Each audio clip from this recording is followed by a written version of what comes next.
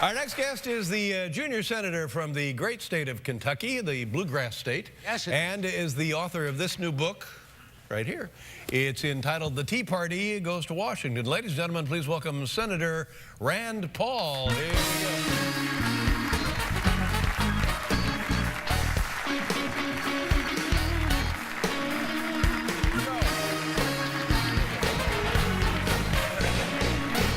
How long have you been a senator now? About, what's it been, a month or so? About 2 months. 2 months. And how is it going? You enjoying your time there? Well, you know, when I was first elected, John McCain said, the first 6 months you're here, you'll pinch yourself and you'll say, well, how did I get here? And then the next 6 months you'll pinch yourself and say, how the hell did the rest of these guys get here? Ah, I notice you're wearing jeans. Is that the typical Kentucky senatorial garb? Well, my wife told me it was kind of 80s and told me not to wear it, but I didn't listen, of course. Yeah, well, obviously not. Hello. It's interesting. I found out earlier this week, you and I have a friend in common. You know who I'm talking about? No. Senator Al Franken from Minnesota. Absolutely. You know, he's my mentor. Yeah, now you explain that process. Well, I'm not sure if he got stuck or I got stuck, but we're in this thing together. We're going to try to set a record, though. We're going to try to set a record by seeing how many times we can vote on opposite sides of an issue. Wow. But the mentoring system, I was unaware of it. Do the incoming senators get to choose a person to Actually, we do, and he called me right after the election, and most of the Democrats were still cursing me, but he was a nice Democrat, and he called me up and congratulated me, so I said, well, maybe you know, I could have him to be my mentor. Good. And did he have any advice for you about coming on this show? Yeah, he said don't. But you don't listen to your wife. You don't listen to Al Franken. No, he did say it was fine to come on here. He says, don't worry. He said he's been on your show. And he said, Letterman's not that funny, first of all. You're right. And then he said, as long as you're not funnier than him, not a big deal. But then he also said, P.S., don't tell Letterman I said he's not funny. Oh, I guess so. Now I may be in trouble with that. Yeah, well, you're pushing your luck everywhere now, Senator. Help me out here now. You're a Republican. That's right. Let's define some terms. In this day and age, what does that mean if you're a member of the Republican Party? What are the precepts? What do we stand for? Well, we want it to mean something. When I ran, I said, you know, the Republican Party is an empty vessel unless we imbue it with values. And what I meant by that is kind of what the Tea Party says. You got to believe in something. And I think during many of the Bush years, we became just like the Democrats. We could spend money just as fast as the Democrats could, and we ran up the debt. And that was a problem for me. I thought really that government needs to live within its means. Live within its means. So that would be that's the headline for the Republican Party. If you're a Republican, you stand for fiscally responsible government first and foremost. I think so, and I think that unifies a lot of people. And what about then if the Tea Party?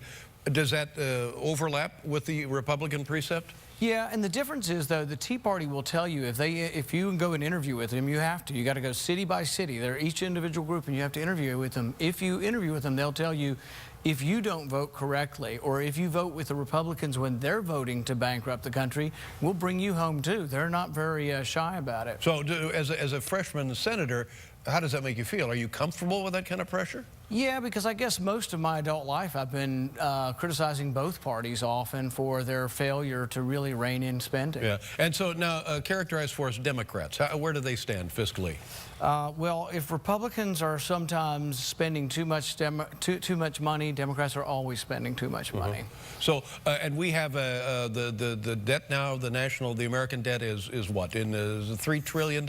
Well, it's about $2 trillion every year, but it's accumulated up to $14 trillion. And if we do nothing, if we keep spending money at the same rate, what will happen is the entire budget will be consumed by entitlements and interest. There'll be no money left for anything else. That's how bad it is. But let me ask you a question. See, I don't know.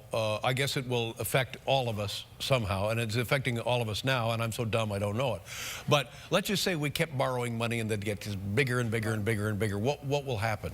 Well, there are 3 ways you can pay for your debt. You can tax people. Most of us think we're taxed enough already.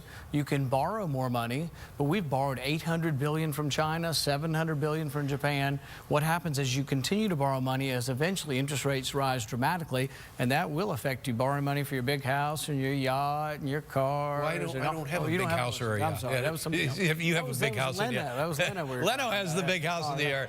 That's somebody else.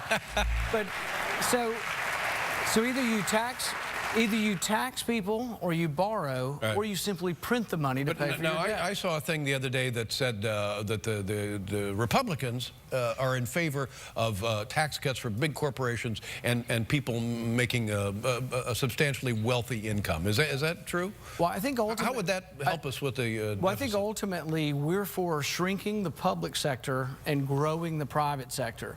We think that when you go to Walmart or Kmart or Target, am I allowed to say those? Yeah, sure, yeah. When you go there, you get to vote. You get to vote on which businesses succeed. So that's what you want in the private sector. Whereas in the government sector, you don't get to vote. You may get a special perk if you gave a contribution. Who represents the people? Who people the government sector? Who are they? We're talking about the firemen, policemen, sometimes teachers. But those are some basic functions of government. But there's also contractors. There's defense contractors. There's contractors of green or renewable energy. But you want to give a lot of money. Am I misunderstanding here? You want to shrink that strata of American workers and give tax breaks to people who well could afford to pay a higher tax rate. Not necessarily. Are we hurting the middle class, guys like you and me? Are we hurting the middle class? Yeah, not necessarily. I think what's going to happen is that you have to always ask yourself, where is a function better handled? Is it better that late night comedy be done by private business or by the government? And we say, who would do it better? And if there's a question, maybe government does it, but most of the time the answer is the private sector does it better, because you get rewarded or you will fail based on whether they laugh, based on whether you get advertising. I don't know. That's the private sector. You've confused me now, because if we're talking about these people, is it in fact the people in the middle class that represent the middle class that hold most of these jobs? Teachers and firemen and hospital workers and on and on and on and on. So they will lose their government paycheck. Is that right?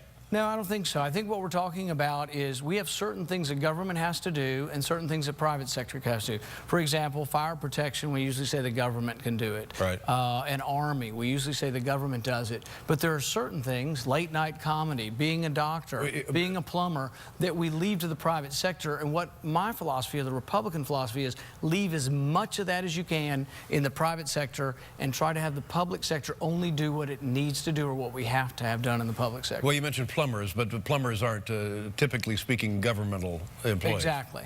And so there are certain things that you leave in the private sector and then in the public sector, but you want to always keep the public sector at a minimum because they're inefficient. I will say often that it's not that government is inherently stupid, although that's a debatable point. They don't get the same signals. You and I get a signal. You have to pay your employees. You have to make a profit. You have to make earnings for the people who want to advertise with you. You're forced to do something, to give a product. The public sector doesn't do that. But why? What would be so wrong then in terms of leaving the public sector alone and reducing tax benefits for the wealthy and large corporations? Why couldn't you make up your money that way? The interesting thing that most people don't realize, including a few of those who were clapping, don't realize is that the wealthy do pay most of the taxes in our country. But why are they eligible in the... now we got clapping on both sides. But the government is suggesting, or the Republicans are suggesting, that they're entitled now for tax benefits, tax breaks, that they're reducing the tax rates they're paying. If you look at the taxes, if you look at the income tax, the top 1% pay about 1/3 of the income tax. The top 50%, those who make $70,000 and above, pay 96% of the income tax. So the middle class and above are paying all of the income tax. We are paying our fair share. Even you are probably paying your fair share. Right, but I think there's something wrong with those numbers. I don't know what it is exactly, but I'm pretty sure there's something wrong with them. Because you're talking about... Thank you. You're applauding my stupidity. God bless you. I don't think it makes sense to me. You look at these people in Wisconsin, and we're talking about the people we've been talking about. Why don't we just raise the taxes and let these folks have their collective bargaining, have their union representation, and go back to their jobs? Well, raise the taxes on the wealthy, or don't even cut the taxes. But I guess the argument is you have to look at the details and say, have we been generous with teachers in Wisconsin? The average teacher in Wisconsin's making $89,000 a year to work 9 months. It should be making twice that. Yeah, the school system in the United States of America is in desperate need of attention.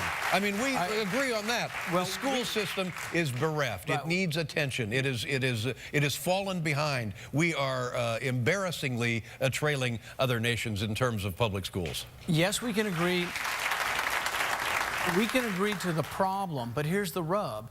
In Washington, D.C., we spend $20,000 per pupil, and we still have a crummy school system that's failing our kids. Our kids are dropping out. Half of them are dropping out before they finish high school. Their scores are abysmal, and we spend more and more money. So money's not always the answer. You have to do something, but I think part of the problem is we've taken education from the local sphere, and now we control it from Washington. I think that's been a mistake. Well, something has gone haywire because it's not working, and I'm not sure that I agree with that argument. And by the way, if we're going to throw money at something, what about education? You know, for God's sakes, let's just see if it improves somehow. Well, I think competition makes things better. You have to compete with other late-night comedians. I have to compete with other physicians. I think competition makes us better. Think if you didn't have that guy, what's his name, you have to compete with. You know, I think he's wrong about some of these things. I just can't tell you why. Sorry. Do me a favor, sell it out. Thank you. Thank you very much. Rand Paul. We'll be right back with Bright Eyes, everybody.